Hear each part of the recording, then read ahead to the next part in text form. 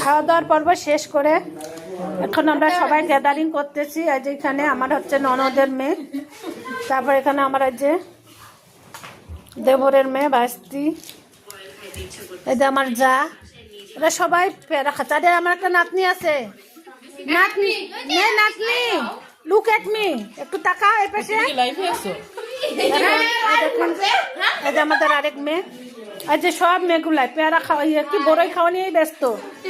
এই আনন্দগুলো কি কখনো ফিরে পাওয়া যাবে? একবার যদি চলে যায় আর এই আনন্দ ফিরে পাবো না। অনেক দিন পর আবার আসলাম, এর আগে আসছিলাম 1 বছর আগে, এর আগে আসে একবার অনেক আনন্দ করছি, তো করার পরে জানি না আবার কবে আসা হবে না হবে। তো সবাই দোয়া করবেন এইভাবে যেন। চায়ের জন্য বেশি বেশি লাইক শেয়ার কমেন্ট করবেন। বাই। উল্টা পাল্টা লাইক শেয়ার কমেন্ট, এই লাইক থেকে শুরু করছি। এই আনন্দগুলো যেন আজীবন এভাবে ধরে রাখতে পারি। আমার জন্য দোয়া থাকলো যাতে আর আমার জন্য সবাই ব্লগার হতে পারে, দোয়া করবেন সবাই। বিশিষ্ট কি বলছে ব্লগার, হ্যাঁ বলছে বলে বিশিষ্ট ব্লগার হওয়ার পদবি তুমি জিতে নিয়েছো। তোমাকে অনেক অনেক